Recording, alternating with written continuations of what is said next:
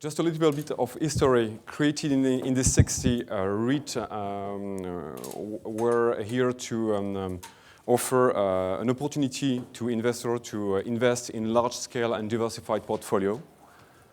Since then, we have seen the creation of REIT world over in more than 20 countries.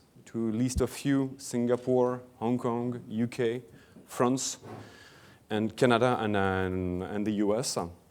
Over those many REITs you have globally, 58, according to Bloomberg, are dedicated to hospitality real estate. And today we have 4 people representing those REITs. First, it's Carmen Oy, your Senior Vice President Acquisition for Host, Hotel and Resort. You're responsible for acquiring hotel on behalf of Host and your joint venture partner, which are GIC and APG. Karl Bachstuber, working for AXA Real Estate as a senior hotel specialist. Douglas Kessler, you're the president of Ashford Hospitality Consultant and Advisor, and also the president of Ashford Hospitality Trust and Ashford Hospitality Prime, 2 listed REIT in the US. And finally, Gaël Lelay, Deputy Chief Officer of Foncière Namur, a subsidiary of Foncière La Région, mostly active in hotel and service property in France and in Europe. So my first question would be for all of you: why US have seen the rise of REIT, and to what extent that applies to Europe? I don't know which one of you would like to answer first. Yeah, Carmen. I do want to start by saying that I want to reassure you that we are determined not to make this a boring session. I was on another REIT panel very recently, and the ratings or the response from the audience was that it was a bit on the boring side. So we'll try to avoid actually talking about the technical aspects of REITs.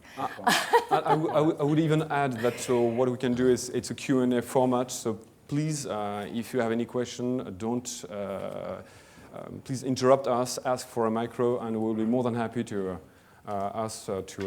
try to find an answer to your question.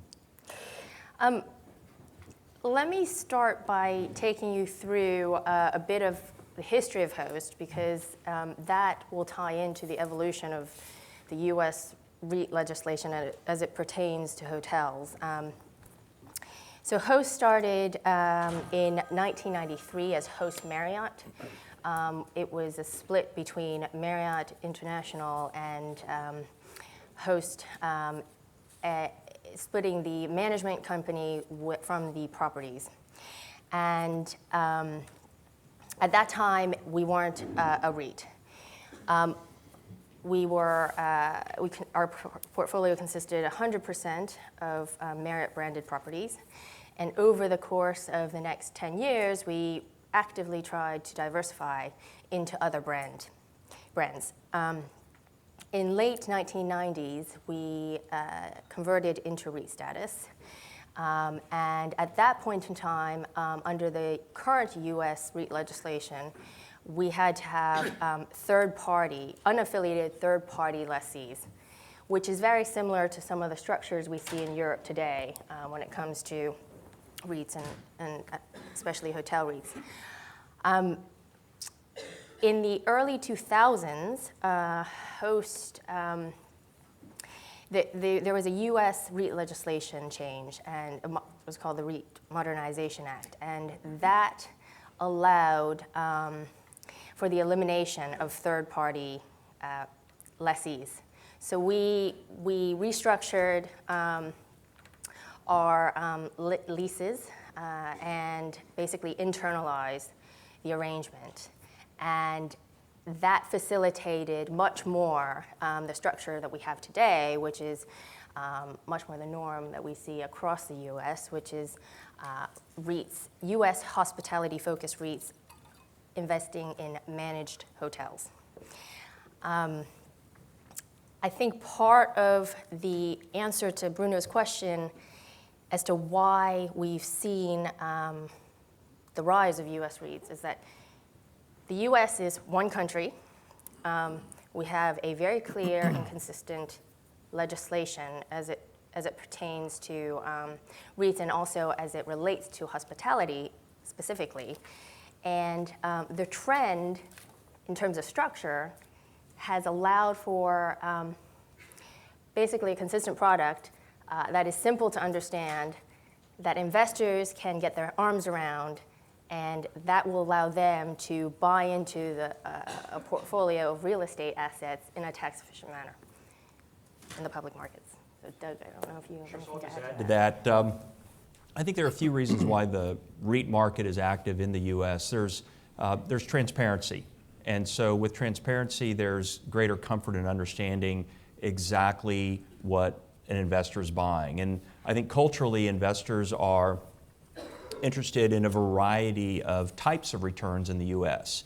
It's a much more diversified perspective. Some investors are interested in capital appreciation. Some investors are interested in dividend yield. Some investors are interested in growth. And so because of those different investor types, I think REITs appeal to diverse groups, those that like capital appreciation and invest at certain points in the cycle, and those that just like dividend yield because of the attractive dividends that REITs generally offer. The lodging REITs typically offer, one or two aren't paying right now, but generally in the 3 to 5% dividend yield, which I think in today's interest rate environment is attractive. The other key reason why I think REITs exist in the U.S. is because of transaction volume. The U.S. hotel market is an incredibly liquid market. It's a market that is generally brokered from the standpoint of how hotel assets trade. Very few assets trade in one-off transactions. Almost every opportunity is brokered by one of the major brokerage companies, which creates pricing transparency. It creates a competitive landscape, and generally speaking, I think it is an environment in which REITs tend to engage as well, if not better, than most of the other competitive type equity sources. Our biggest competitor, quite frankly, are the private equity funds. Much in the same way in Europe, the private equity funds are very active.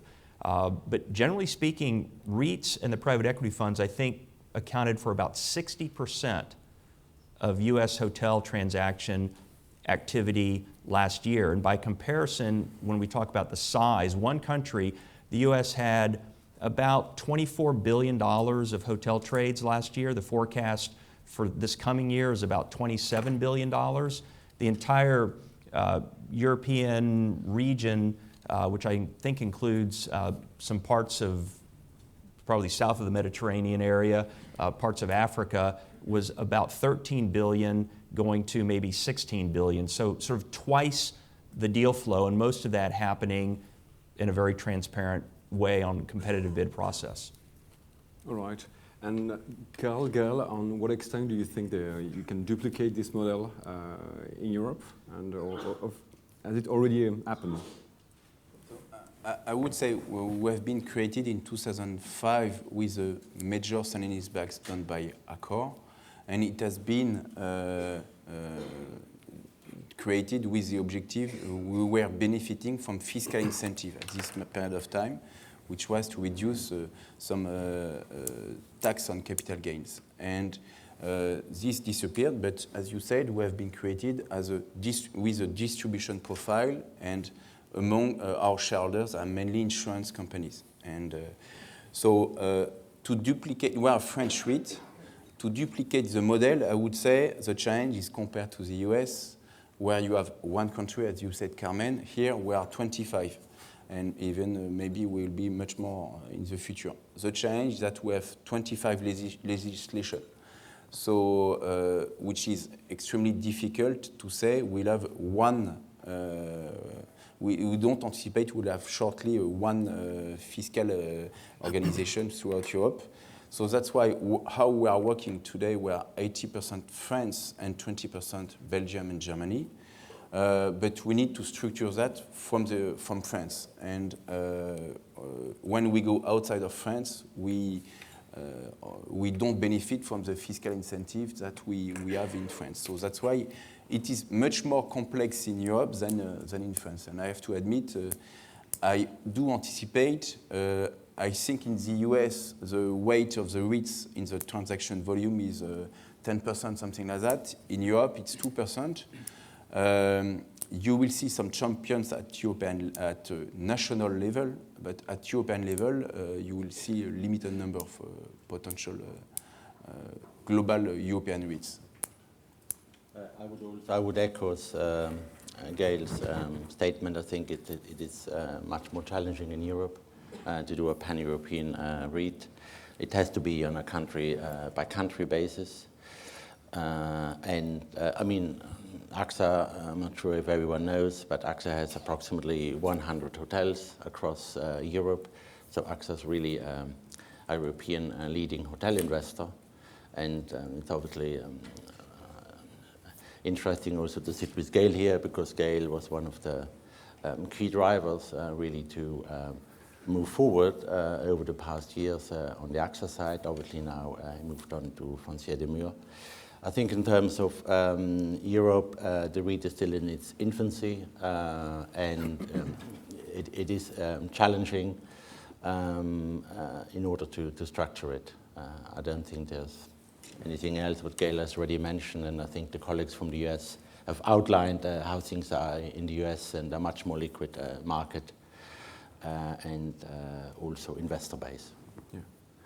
I prepared one slide that will help us all understand the problem with the legislation in Europe. So as you can see, this is the tax bracket that you can find in the different major Western countries. And as you can see, the differences are quite important among UK and France. And one of my questions is, does one of you have been structuring at a pan-European level, and what were the problems you encounter other than only legislation and tax bracket? Well, Gail already mentioned that they do invest across a pan-European level, as do we. We've been in Europe since 2006. Have to be very honest, it was actually a very painful process coming to Europe, a very steep learning curve. We had the benefit, I guess, of having a seed portfolio across jurisdictions back in 2006 that essentially forced us to learn quickly and adapt quickly. But certainly, you know, structuring hotel investments, real estate investments in Europe is much more challenging and complicated than doing so in the US. So, you know, we keep referring to US REITs and trying to transport that to Europe. We're not the United States of Europe. Mm-hmm. Every single country is different, not only on a tax level and structuring level, but from employment, operations, you know, corporate, legal, all those factors make it unique. And you have to look at it on a country by country and asset by asset basis. Okay. And so what does motivate you to come to Europe if you have all those points horizon when you have to invest in Europe compared to US?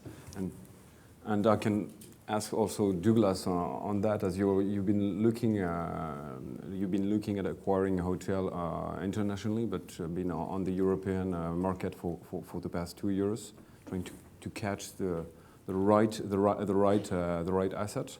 What is your strong motivation to come into Europe? Why not going to Africa? We saw that, for instance, Marriott just bought a 120 hotel portfolio. Does the fundamentals in Europe are so good that they overset all the what you just presented? So Europe is attractive to our company. We just spun out from our existing REIT called Ashford Hospitality Trust, a new REIT called Ashford Hospitality Prime. And this is a fairly unique event in the U.S. REIT world, not to mention just for U.S. lodging REITs. I don't think this has really happened before. We did it because we wanted to have our highest RevPAR hotels separate from the rest of our portfolio. And the reason is that in the United States, the lodging REITs trade at an EBITDA multiple, and the highest correlated variable that determines what that EBITDA multiple is the absolute RevPAR of the company's portfolio. People could suggest that it has to do with how much liquidity or how much debt or this or that, but the one variable that is the most statistically significant is RevPAR. So why Europe? Well, for several reasons. One is that we believe in having the benefit of investing at different points in the cycle in lodging. Lodging is the most cyclical investment type in all of real estate. And because of that, it's advantageous to be in certain markets when the cycle is at the bottom, and then to exit out of those markets when the cycle is peaking, or at least to rotate some of that capital. And since markets in Asia, markets in Europe, markets in the US are at different stages in the cycle, there's an advantage to being able to play that cycle. We did that as best we could in the US. We did some very unusual things in the US. We bought back our stock at the lowest point in the cycle. We were the only lodging REIT to do that. We swapped all of our debt from fixed to floating at the best point in the cycle, saved our investors several $100 million. But there's only a limit as to how much of that ingrown cycle can you participate in to create value.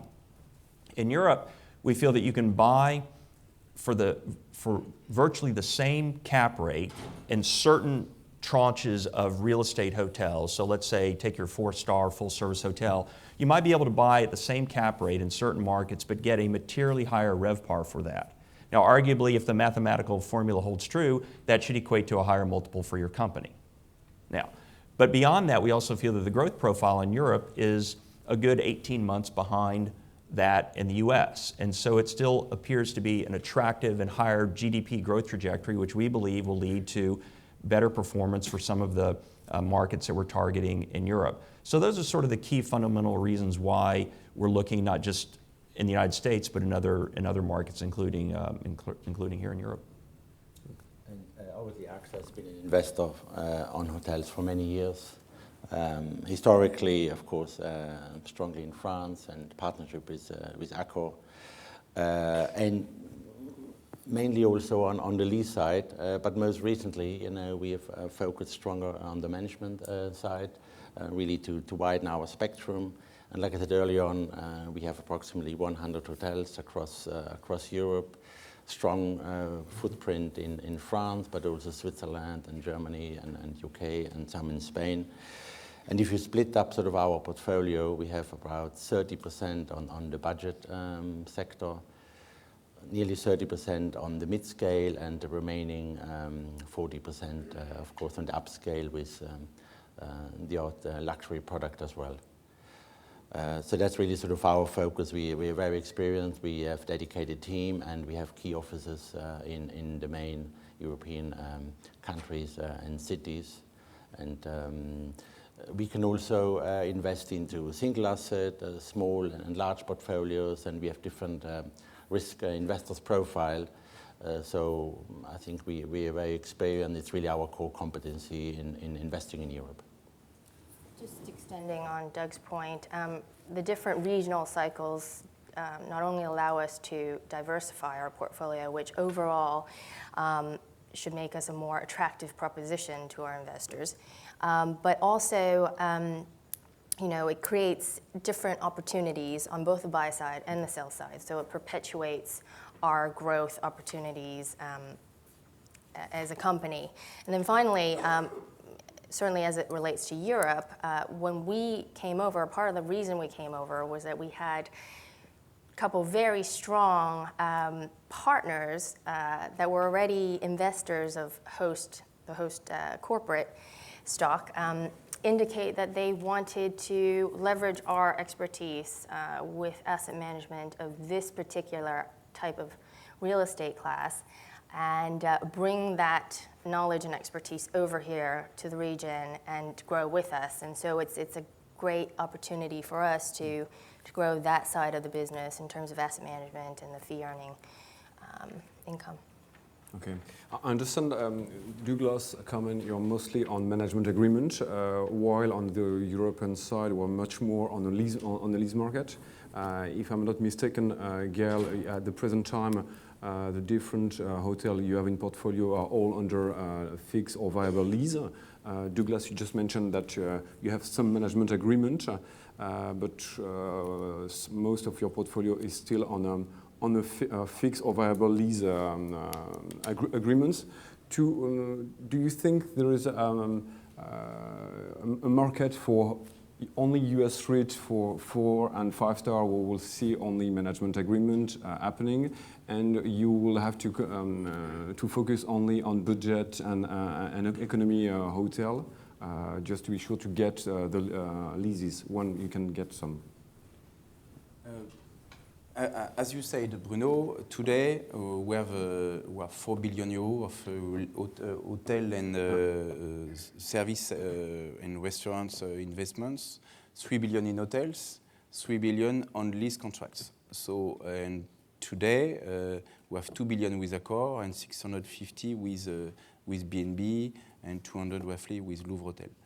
So, and we do anticipate that we need to be able to develop through different rules, which are new developments and potentially management contracts. So that's why what we have validated recently is to be able, as a French REIT, but to be able to do management contracts, which will enlarge definitely our possibilities to invest. Of course, we keep the lease contracts, and it is a specification of European investment, but you will have a larger part of the business in the future on management contracts, and we strongly believe this is where we need to be able to go. So this is what we will do.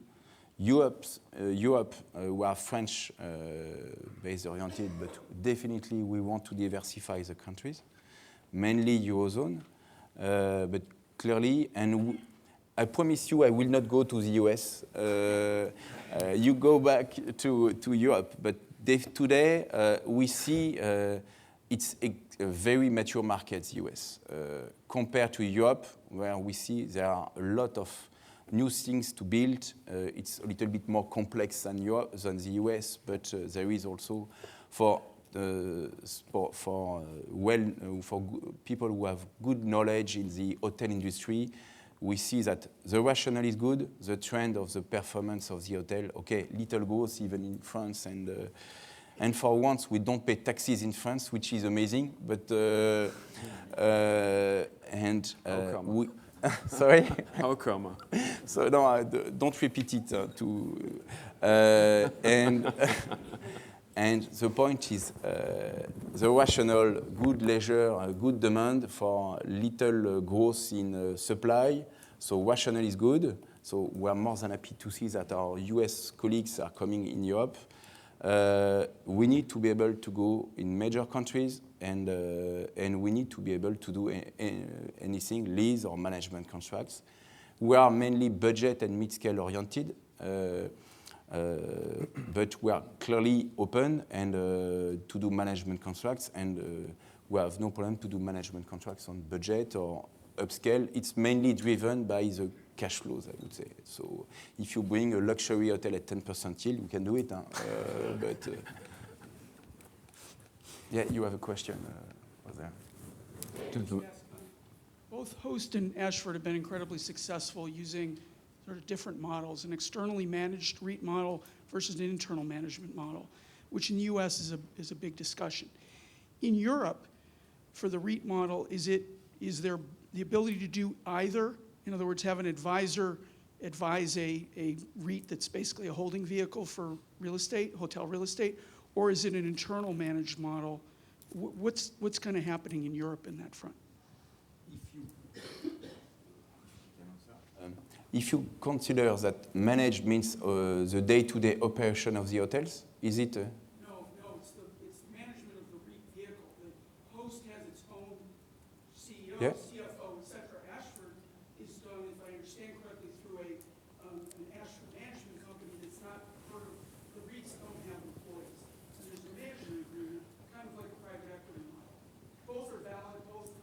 Yeah. both companies. How does that, I understand Ireland might be an external model, but I just don't know enough about Europe. We have our internal team. We are roughly 500. We have 250 people in. I'm speaking about Foncière des Régions, including the mother company. And we have a locally based team in Paris and Germany. So it's done internally, even also the development is supervised internally. And the only thing that we cannot do is to run ourselves the hotels. That's why we need partnerships, which is the DNA of Foncière des Murs, is to establish partnerships with major hotel operators and to give the day-to-day business to the hotel operator. But for the rest, we do everything internally. This has been a long-standing debate in Europe as well. I don't know if anybody in the room remembers, but it wasn't long ago when Vector tried to IPO back in 06, 07, and the question around externalized management was, it became a core focus, and it was only one of several factors that led to the failure of that IPO, but it's definitely a continued debate in Europe as well as the US. It will be very interesting, I think, personally, as well as others in the room. I think we will be very keen to see how the market reacts to Ashford's recent announcement of the spinoff. So Ashford Trust was an internalized managed REIT. And when we spun off Ashford Hospitality Prime, we thought that the best course of action was to have the same management team, which had delivered very, very strong total shareholder return results relative to the peer group, to continue being the management group for Ashford Prime. It would have been a disservice to spin out the platform and bring in a new management team. But there were criticisms of the external management structure.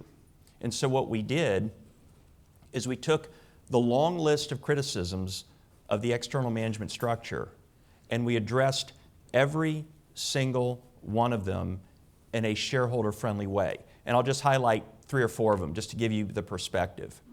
One was that external managers are private, that all the benefit of the fees go to private individuals. Well, our external management company will be a publicly listed company on the New York Stock Exchange. That's our plan. Right. Second is that most of the fees were paid based upon the size of the platform. So management had one incentive: get bigger. We structured the fees differently, so it's based upon the total enterprise value. In addition, we structured a fee so that to the extent that our management team in Ashford Prime outperforms a defined peer group set, and outperformance is in terms of total shareholder return, so dividends plus capital appreciation in the stock on an annual basis, well then an additional fee as motivation to incentivize management to outperform is also paid to the advisor, which is a publicly traded company. So those were some of the key criticisms.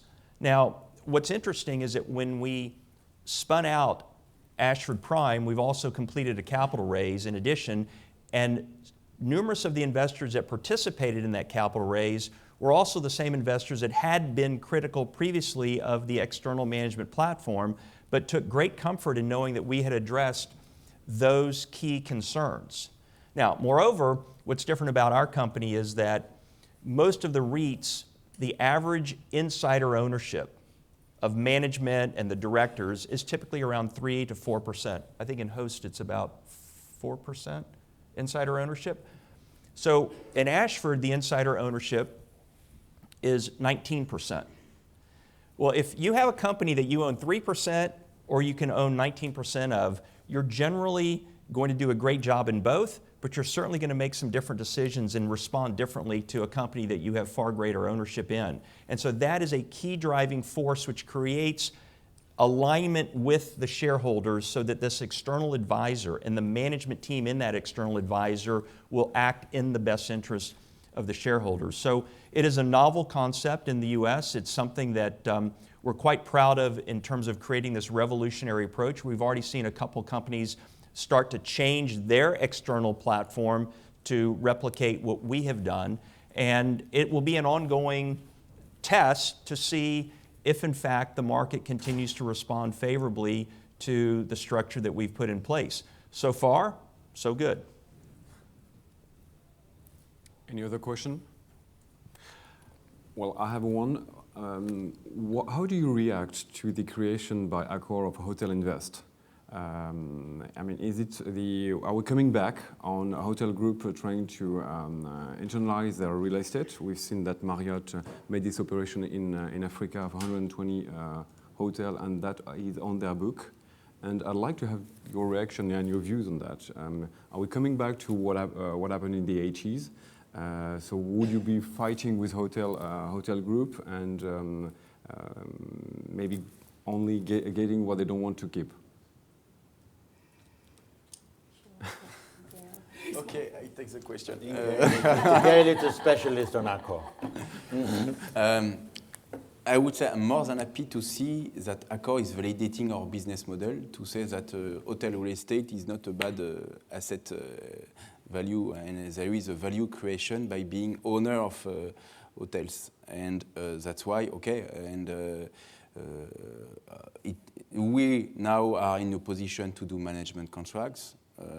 So that somewhere the business model could be, we could call perhaps Foncière des Murs Hotel Invest somewhere. I don't know, but I would say that sometimes we'll do business together, sometimes we'll be competitors. That's to be pragmatic, but I would say it's a good move to show that there is not only one business model which is correct, and there are different business models compared to other major hotel operators, and so. And we stay the biggest Accor hotel partner, and we will study opportunities together in the future as well. And sometimes not together, sometimes together. No? Do I answer your question? Or? Well, it was not only for you. It was also for Carmen and for Douglas. For Douglas, I mean, it is something we've seen in Europe. As said, Marriott has been buying this portfolio in Africa, and I don't know to what extent they'd like to, when they want to have their development pipeline fulfilled, will go on acquiring those assets, and how you could react to this trend that we've seen those past months. I think what's different about the markets in the U.S. versus the markets generally elsewhere is how fragmented the markets really are in Europe. Generally in the U.S., you have branded hotels that account for somewhere around 70%, wouldn't you say, of the market, whereas here it's just the inverse. It's 30% plus are branded, and obviously the brands are looking for points of distribution, and in an environment where it's very difficult to get construction financing anywhere in the world, the best way is to consolidate with other brands and have that instant footprint. And that's why I think you're seeing this proliferation of brands that are a little bit more flexible to the standards in order to be able to get more points of distribution. They're not as rigid as they once were, and I think the challenge is that the competitive landscape to acquire the hotels, I think it's a different. It sort of feels to us, and we haven't bought anything in Europe, so but it feels to us that there is more segmentation of buyers in Europe than there is in the U.S. And for that reason, you have different capital chasing different opportunities. I think it'd be very challenging, for example, for a REIT to participate in the trophy asset category in Europe, because while you can in the United States, but with cap rates as low as they are for trophy assets in the gateway cities in Europe, you're having buyers that don't necessarily have the same dynamic as the REITs do. We have to provide a certain yield to our investors, or have significant capital appreciation, and some of those investments don't quite fit. Alternatively, the secondary markets in Europe are a little bit more distressed. There's more concern as to the growth profile of those markets, whereas in the US, secondary markets generally are having a similar growth profile to the major markets. So you have more opportunistic buyers, the private equity funds, looking at the secondary market type opportunities. And then everything else has a very deep competitive wall of capital that's chasing after those opportunities. When you have brands saying that they want to go asset heavy as opposed to asset light, that also creates, in some ways, more competition and less deal flow. But I think that seems to be a little bit more the exception than the rule with what Accor says. In the U.S., it's the brands are definitely more asset light in the U.S. That happened over the past 5 or so years. And obviously the first mover of that was the Host Marriott spin, and that was the early forerunner of the asset light strategy. I think with respect to Accor, we are keenly awaiting a clear definition of the strategy of how Hotel Invest is going to work and how the management company is going to work, and specifically how they're going to work vis-a-vis investors. Right. So what I understand also from you, Douglas, is you believe that the market right now is maybe not REIT friendly, given what we see and what we record in key getaways in Europe. Did you say not REIT friendly? REIT friendly, yeah. As understood that we, for instance, we saw some operation in Paris where the yield went very low, and actually I would say that maybe that when you're competing with those kind of investors which are able to go on ego when buying an asset, and return is maybe not the first thing they're looking at, what would be the preferred market you would be looking at right now in Europe, other than the key getaways that we know, such as Paris, London, or Amsterdam, if to list a few? And would you be also looking at assets that are much more complex and usually do not interest those high net worth individuals? Our investment mandate is pretty straightforward in Europe. We want to be in the gateway markets, and we want to have a RevPAR that is at least 2 times the U.S. average. So it's fairly straightforward. We're certainly willing to engage in complicated transactions. It's something that we're accustomed to in the U.S., but we're very aware of the fact that this is an increasingly competitive environment. It's for the types of assets that generally, I think, Host and Ashford would want to pursue. It's very much still I think a seller's market right now. The pricing is aggressive. The growth trajectory, I think, is good. It's certainly improved in Europe, and that's what appeals to us. But I think that the challenge is that there is just a lot of capital chasing an increasing number of deals, but still not as deep of a deal pipeline as I think that we'd certainly like to see. We'd like to see more transaction flow happening. Okay, Caroline, on your side. Look, I think that Europe presents a different type of opportunity, and probably for similar reasons to why Gail is moving into the management contract realm, we actually see a slightly different side of things, which is there are tons of leases out there still in Europe.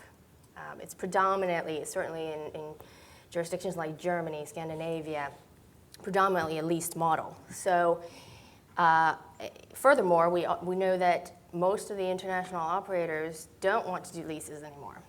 So there has to be an evolution from leases to management contracts over time, and that is where we see a good source of opportunity. Definitely, but the question is how you fill the gap. Yeah. Gail, do you have any idea on that? As you have quite a few hotel under portfolio with lease, have you had any exchange with the different hotel operator you have as a tenant, you have, for instance, Accor, but you also have B&B, you also have Louvre Hotel, which I believe might be interesting in hearing your thought on that. I would say it depends on the opportunity and the strategy of the hotel operator. I think both of them are open to do lease or management contracts. Do you think it's something that could work on budget hotel management agreement? To be honest, I prefer to do a management contract on budget hotels than luxury hotels, since we are more focused on cash flows. We are less concerned by the latent capital gains, and so that's why I say to everybody, I have no problem to do management contract on budget hotels. But it depends on the yields. But I think, and this, if it makes sense for the hotel operator, why not? Why not? Why we were validated the possibility to do management contracts.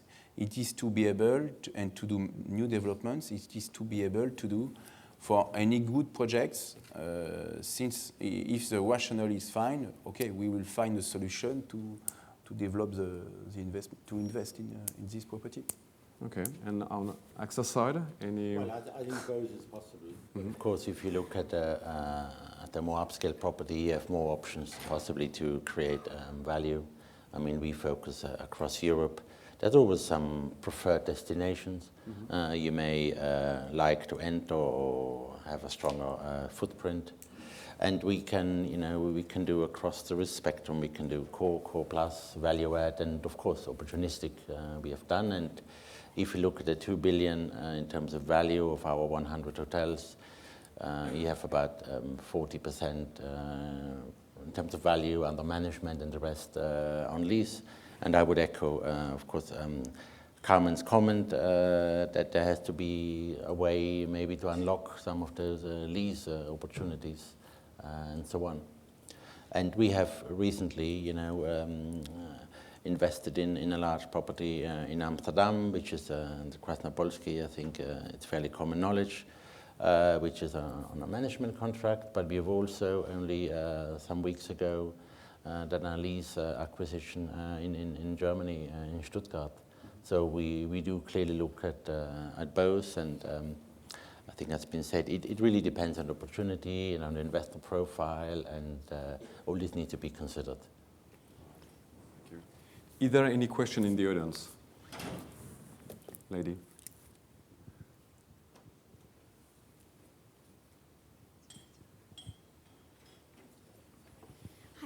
So I'm Sarah McKenna from CityMark, which is London Serviced Apartments. I had a question around, as an issuer, your thought process in terms of accessing capital markets, liquidity, but doing so, through the equity capital markets rather than through, for example, a secured bond issuance. So just kind of what thought process you went through in terms of really what your structures could sort of sustain in terms of a dividend payment versus coupons, and whether you felt that was sort of maximize the capital that you were able to kind of get from the capital markets. And then that's my first question. Then the second is around the equity story that you're articulating to the capital markets. So sort of the pipeline strategy that you're sort of articulating to investors, and when you speak with investors, how important that is for them to see that you have a pipeline, that you have a strategy, and that, when they're buying shares in your REITs, that they're sort of buying into future growth and your management, and sort of how you interact with investors and convince them of that story.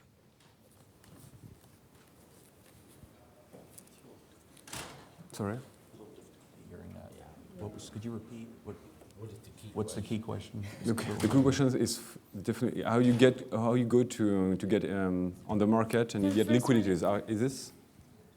The first one is basically Could bond. Could you speak Sorry, higher? bond. So bond considerations over REIT considerations. So issuing a secured bond versus a REIT on your portfolios, and then also kind of the pipeline strategy that you articulate to investors and how important that is for them. Yeah. This is bond versus equity, you said, huh? Sorry, it's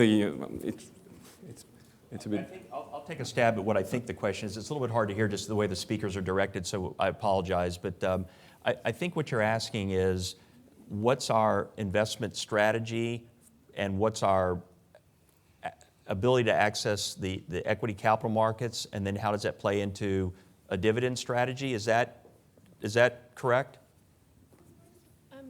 Kind of whether you would have considered issuing a secured bond on your assets rather than... security bonds. Okay. You'll take the bond question. Okay. No. It's and then the second one is about the it's capital a very markets, good it's a very good question, because I'll make a couple of comments. First of all, there's been a race to the bottom of leverage in the U.S. as part of the great global deleveraging that's taking place. Okay, and I will admit that our approach on deleveraging is a little bit different. We'd rather have a lower net debt but sit on property leverage, because it's all non-recourse, it's not personally guaranteed, and have excess cash so that when real estate, the lodging cycle goes through another downturn, we have the cash to be opportunistic about it. Okay? So for example, in the last downturn, I mentioned we bought back stock. We bought back half of our company's stock, which was a massively accretive return to our investors because we had the access to capital at that time. We do not ascribe to the view of issuing bonds by getting investment grade rating, because we believe in financial leverage. You could have financial leverage through the bond market, but that's somewhat recourse. But if you operate at low enough leverage, and I'm sure hosts will address this because it's part of their strategy. Now, in terms of, real quickly, the other components, the investment portfolio strategy, it evolves, it changes. It is contingent upon what you already have in your portfolio, what you see in the market, what those are trading for, and what your cost of capital is. Our cost of capital changes, arguably daily based upon our share price, but obviously we have a long-term view of what our cost of capital is. And as the cap rates or trading multiples on assets adjust, you can either decide to engage in that or disengage, sell or buy. And I think the two of us have been probably the most dynamic buyers and sellers of assets relative to our respective peer groups. So we understand that transactional model of recycling the capital. The dividend is a function in the U.S. REIT market. It's by law, you have to make a certain distribution. We have seen that right now the dividend, I think, on our Ashford Hospitality Trust is just under 5%. And since we just came out with Ashford Hospitality Prime, we've started off with a fairly conservative dividend initially. So there's a segment of your investor base that wants you to make dividend distributions. We respect that, and we like to do that. And sometimes the use of cash can also be used to increase the value of your portfolio. Getting ahead of your peer group in terms of paying a materially higher dividend, I don't think historically has factually shown that that has a materially positive impact on your share price. So we're all sort of clustered within a 3 to 5% dividend range. I hope that answers your question, but I know that you'll have some good observations on how Host looks at it differently. Just on the point of deleveraging, we have really actively, over the last 5 years, tried to deleverage our balance sheet. And we're now roughly about 30% LTV on a global basis.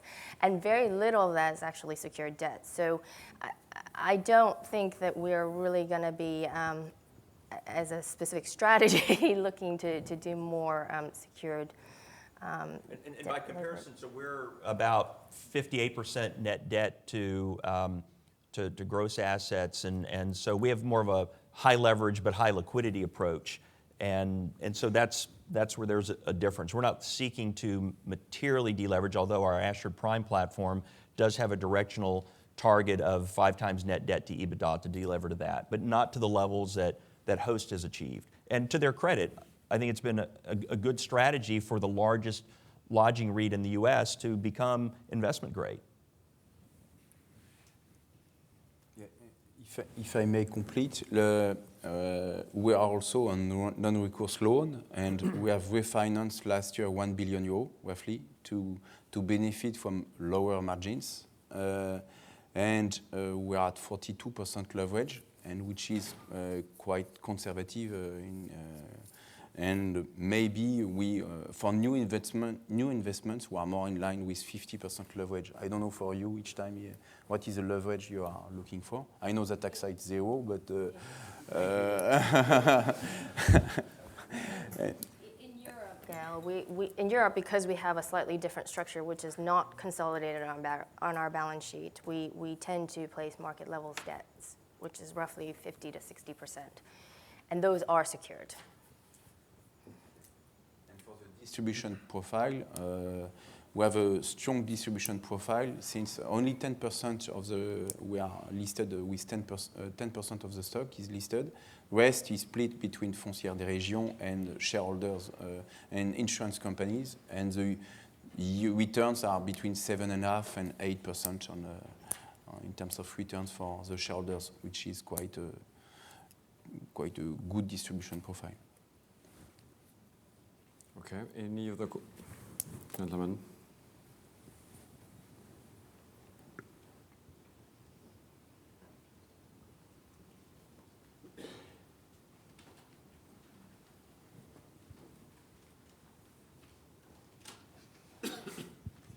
Thanks. Christian Mole, Ernst & Young. Taking into account everything you've heard today, do you as a panel think if we're sitting here in 5 years' time, we'll see an ownership market model in Europe that has a lot more REITs, a lot more hotel invest type situations, or is it going to be pretty much the same as you've got now? There are two different questions. One is more hotel REITs, and one is more hotel invest. Now, they may converge, because you could be insinuating that hotel invest becomes a REIT.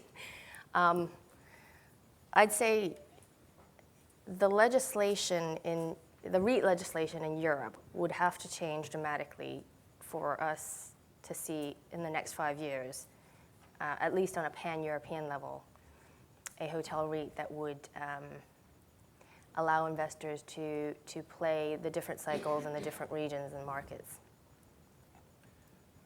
I'd say that given our starting point of basically 0, I'll take the odds that there will be a lodging REIT out there somewhere in Europe.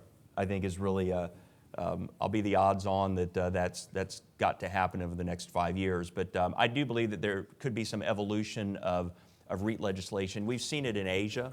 There's been a proliferation of REITs there. There's really no reason other than that, the legislation to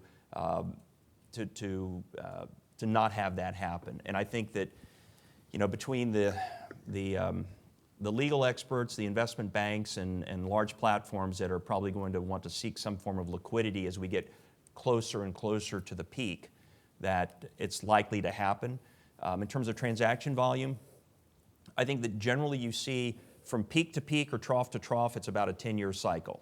This cycle may be a little bit longer, maybe because there's been less new supply. There wasn't a supply overhang throughout Europe, nor was there in the US.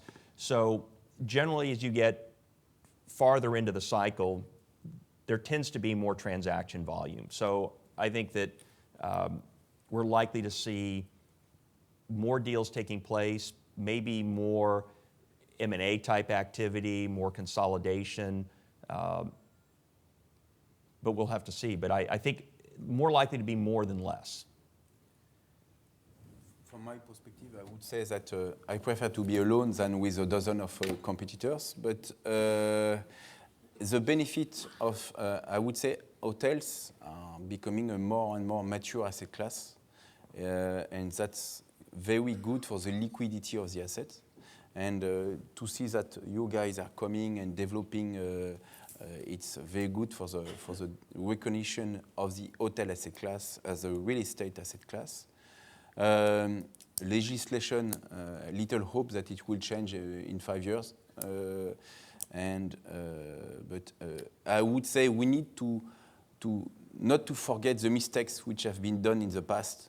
And I hope that we will stay always reasonable in pricing and leverage, and we need not to forget the mistake which has been done in the past. So that's the challenge I would stress on the next 5 years. If you look at the recent deals that have been done at a portfolio level, a ton of which have occurred in the UK, you would suspect that for some of the buyers, one exit option will be some form of REIT. And the UK is probably the most logical place to do that. I would love to see the next son of Vector successfully happen, and kudos to whoever is brave enough to do that. Right. Do you have any other question? Sorry, gentlemen.